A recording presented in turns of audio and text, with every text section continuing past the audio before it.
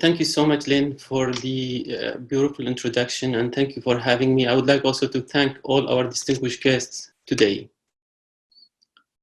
What brings us today is really not only a Yazidi tragedy, but in essence, it's a human tragedy.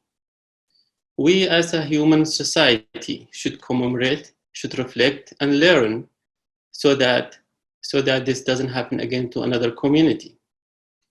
Similar things happen to the Yazidis today are happening to Uyghurs, to Rohingyas, to other places of the world. And for that reason, it's really important we look to this as a global event. As someone who worked on this case for the past 6 years, I can tell you it's too much.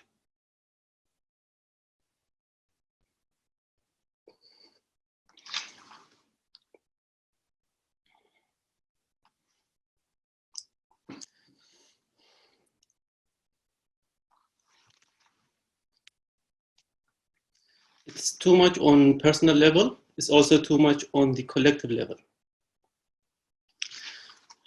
We have all really reached our limits. So I see thousands of Yazidis with fractured soul. I see a level of trauma that just really goes so deep that will probably take hundreds of years just to understand, live alone, how to heal it. The Yazidi community was not ready for this. The Yazidi community was a simple community that was not ready for this multidimensional, complex crisis. It was a simple community recovering from the genocide, recovering from many atrocities that were committed against it. It was recovering from years of injustice, lack of education, poverty. But it was a community that was looking forward. For the first time, people were building new homes and small factories. For the first time, people were sending their children to school. And for the first time, honestly, for many people, was just to put enough food on the table. Now, the thousands of homes that the Yazidis built with their hard work, between the period of 2003 and 2014, are now destroyed in Sinjar, in Bashika, and other places. The stories of the Yazidis that I could tell you, there are hundreds of stories to tell you, but there are also hundreds of stories that will never be told, that include the stories of the 500 Yazidis who were massacred and put in a sinkhole in Tal Afar. That's also the story of Kasr al-Mahrab and Kizilkiyo, the two villages near Tal Afar where ISIS put 2,500 Yazidis under siege. Put them as objectives in a garage sale. They came in and they took whatever they desired and they left whatever they didn't desire. I was in touch with these people.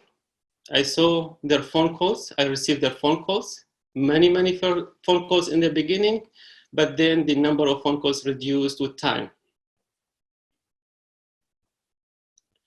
I also spoke with Aziza in 2014, the first week of the genocide. Aziza was one of the Yazidi girls who was taken from Sinjar, along with about 190 other Yazidi girls who were taken from Sinjar to Mosul, back to Sinjar, then to Syria, to end up in slave markets in Syria. We witnessed them go as whole and as full of life. And we witnessed some of them come back, fractured and terrorized. For some, including Aziza, we still wait for them to return. I spoke to Azima yesterday, who is Aziza's sister. I spoke to her brother. They told me Aziza might be somewhere in Syria which could be rescued. They also told me about Aziza's brother, that who might be somewhere in prison, that he still has not returned. I can also tell you the story of Sultan, who was only 15 when ISIS came to Sinjar. They took his parents, they took his siblings, they took his family away. So he didn't pursue his dreams as a child, and he also didn't pursue his ambitions as a boy. He doesn't enjoy today the warmth of parents. Instead, he speaks of mass graves. of an abandoned farm and home, and a fading family legacy. He wants his family remembered and honored and not forgotten. I can also tell you the story of an old Yazidi woman who came to me to Yazda Center a couple years ago. She told me about her son, his wife, and their children, who might be in a prison in Syria. While they were going, they migrated to Germany through the agency with the other 60,000 Yazidis. But they lost in the agency. The mother was in denial. She didn't want to acknowledge that. And today I can tell you that thousands of Yazidis are in denial because they don't want to know the reality. They don't want to live with the reality.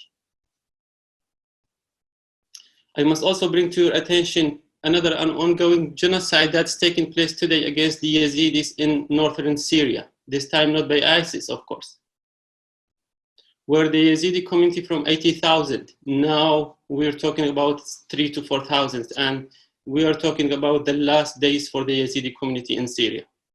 And probably will be last days of the Yazidi community in Iraq will also come if we don't act. And that's why really this is important to start working and start working today.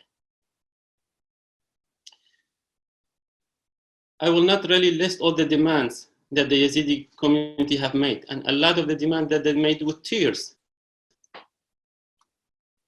I toured with Nadia Murad to more than 27 countries, and it wasn't easy.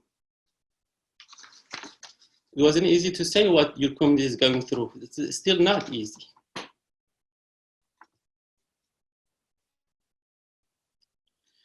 But I would really say this: if we fail in Sinjar, there's really no success to be proud of.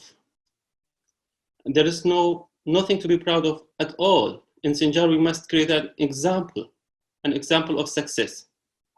We must achieve justice, coexistence, economic prosperity, and cooperation. To do that, we need to gather the political will to create a local administration, write a comprehensive economic plan to rebuild the region.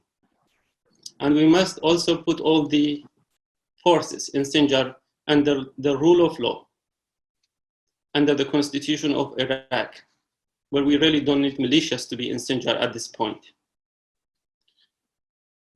We also need to give the protection of the Yazidis in their hand with support of Iraq and the international community, and that means we need 25,000 people from the locals of the region, from Yazidis and non-Yazidis, to protect this region.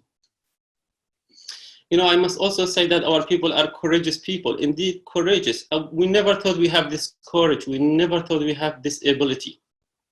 But we have fought for our rights, and we are still fighting every day.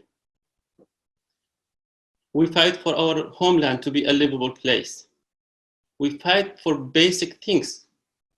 We fight to be human beings.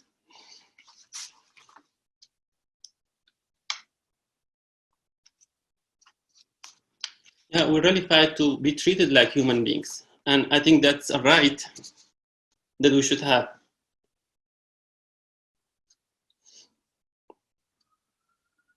Yazidis are also very grateful people.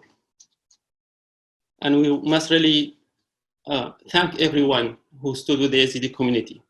Countries like Australia, Germany, US, Canada, France, others who've taken Yazidi survivors, others who are working in Sinjar to rebuild the Yazidi home.